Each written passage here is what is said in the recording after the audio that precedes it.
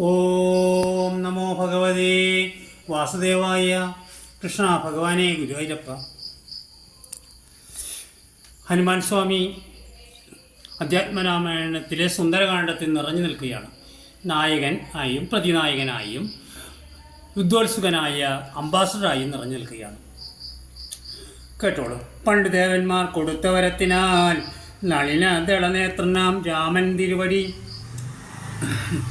നാമാമൃതം ജപിച്ചിടും ജനസദാ അമലഹൃതി മഥന ഭക്തി വിശുദ്ധരായി ബ്രഹ്മാസ്ത്രം ചെയ്തു. പക്ഷേ ഹനുമാൻ്റെ മനസ്സിൽ അല്ലെങ്കിൽ ഹനുമാൻ്റെ ശരീരത്തിൽ രാമനൊരു ക്ഷേത്രം പണിതിട്ടുണ്ട്. രാമന് വേണ്ടി അതിൽ നിറഞ്ഞു നിൽക്കുന്ന പ്രതിഷ്ഠ സീതാസമേതനായ രാമനാണ്.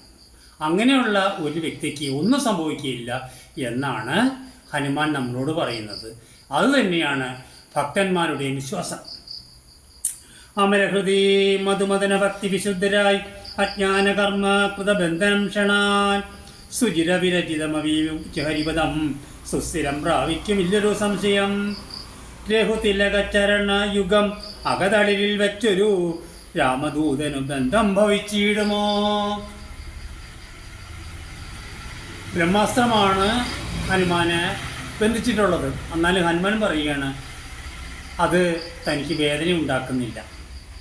ബന്ധനമുണ്ട്, വേദന ഉണ്ടാക്കുന്നില്ല. അത് എന്താണ് കാരണമെന്ന് ചോദിച്ചു കഴിഞ്ഞാൽ, രഘുകുലനായകൻ്റെ കാര്യത്തിന് വന്നവൻ, അതിനുവേണ്ടി പുറപ്പെട്ടവൻ ഒന്നും സംഭവിക്കുകയില്ല. മരണവികൃതി ബന്ധമില്ലവർക്ക് മറ്റുള്ള ബന്ധനം കൊണ്ടെന്തു സങ്കടം. നമ്മളൊക്കെ ഓരോ തരത്തിൽ ബന്ധിക്കപ്പെട്ടവരാണ്.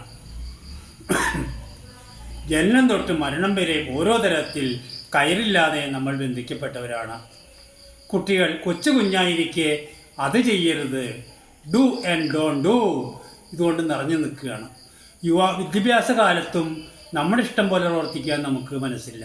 അങ്ങനെ മരണം വരെയും നമ്മുടെ ഇഷ്ടം പോലെ നമുക്ക് പ്രവർത്തിക്കാൻ നമുക്ക് സ്വാതന്ത്ര്യമില്ല.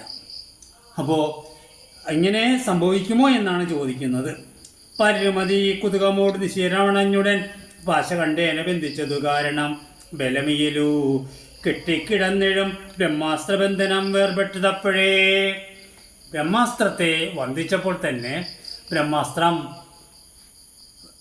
ഹനുമാൻ സ്വാമിയിൽ നിന്ന് മോചിതമായി.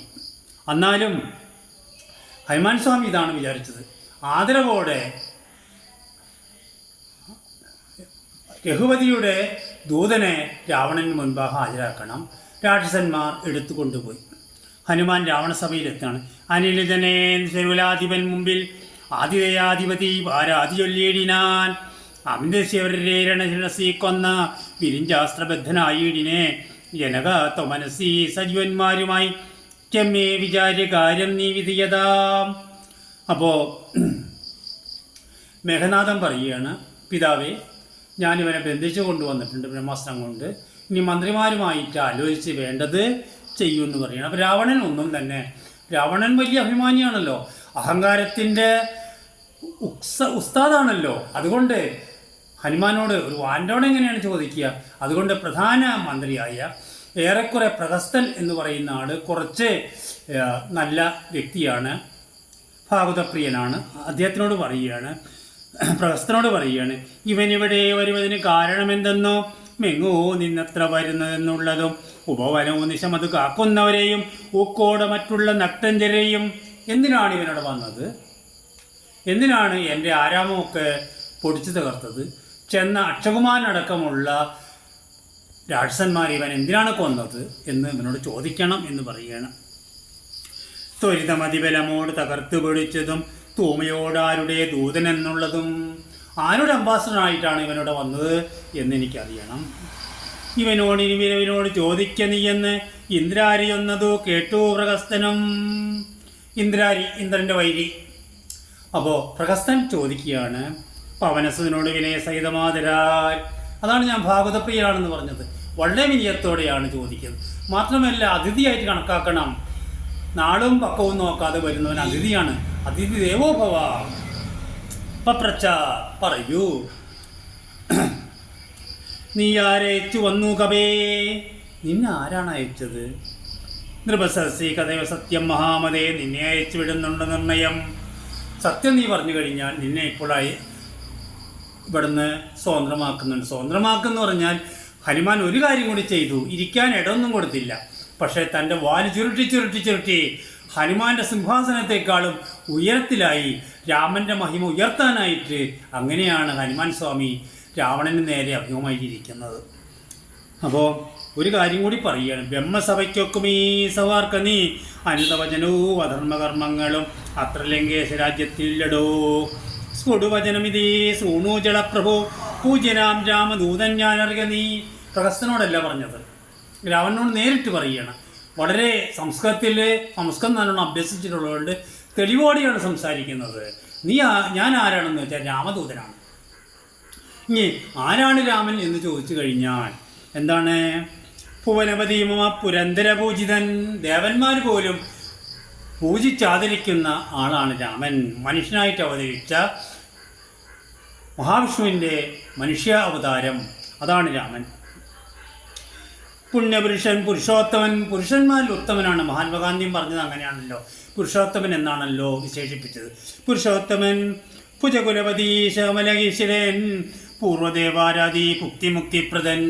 അദ്ദേഹത്തെ പൂജിച്ചു കഴിഞ്ഞാൽ ഭുക്തിയും കിട്ടും മുക്തിയും കിട്ടും, വിശപ്പ് മാറും, മുക്തിയും കിട്ടും. അതായത് സ്വർഗവും നരകവുമല്ല, ഒരു പുനർജന്മമില്ലാത്ത ലോകം കിട്ടും.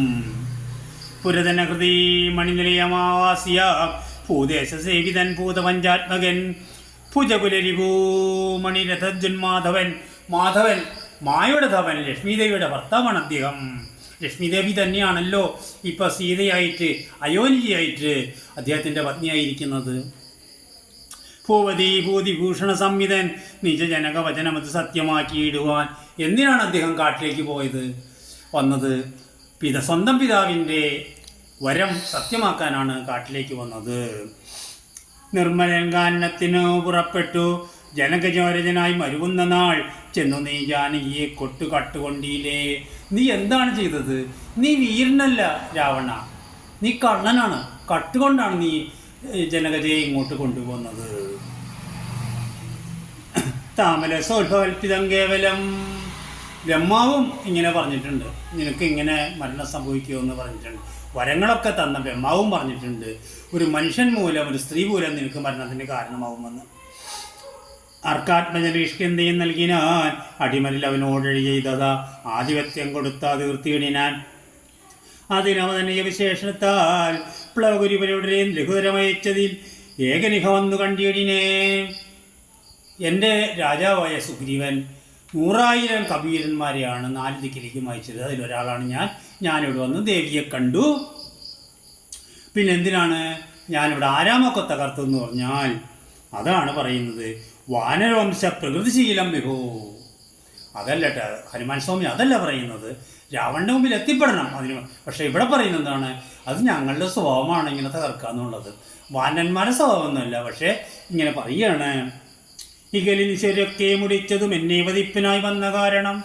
അങ്ങയുടെ പുത്രൻ ഉൾപ്പെടെയുള്ളവരെ ഞാൻ വധിച്ചതിന് കാരണം, എന്നെ വധിച്ചത് കാരണം എല്ലാ ജീവികൾക്കും പ്രിയം അവരുടെ ദേഹമാണ്, പ്രാണനാണ്, ജീവനാണ്. ഇംഗ്ലീഷിൽ ഐ എന്ന് പറയുന്നൊരു വാക്കുണ്ട്, അത് ക്യാപിറ്റൽ ലെറ്ററിലാണ് ഉപയോഗിക്കുന്നത്. മലയാളത്തിൽ ഞാൻ എന്ന വാക്ക് നമ്മുടെ സംഭാഷണം റെക്കോർഡ് ചെയ്ത് കേട്ടാൽ, അന്യരോടുള്ള സംഭാഷണം റെക്കോർഡ് ചെയ്ത് കേട്ടാൽ ഞാൻ എന്ന വാക്കായിരിക്കും നമ്മൾ കൂടുതൽ ഉപയോഗിച്ചിട്ടുണ്ടാവുക. ഈ ഞാൻ എന്ന വാക്ക് അത് കുറച്ച് പറഞ്ഞു കഴിഞ്ഞാൽ അഹങ്കാരത്തെ കൊച്ചുകുട്ടികളാകുമ്പോൾ കൊച്ചുകുട്ടി സംസാരിക്കും ഞങ്ങളെന്നേ പറയുള്ളൂ. പക്ഷെ അവൻ വലുതാവുമ്പോൾ ഞാനെന്നാണ് പറയുന്നത്. ദേഹികൾക്കേറ്റം പ്രിയദേഹോർക്ക നീ. ഓരോ ദേഹിക്കും പ്രിയം എന്താണ്? അവനവൻ്റെ ദേഹമാണ്, ജീവനാണ്. അതുകൊണ്ടാണ് ഞാനിങ്ങനെ കൊന്നത് എന്ന് പറയുകയാണ്. അപ്പോൾ രാമനെക്കുറിച്ച് വിശദീകരിച്ചു കഴിഞ്ഞു. അവിടെ മന്ത്രിമാരായിട്ട് രാവണൻ ആലോചിച്ചിട്ടില്ല. ഓ നമോ ഭഗവതേ വാസുദേവായ. കൃഷ്ണ ഭഗവാനെ ഗുരുവായൂരപ്പ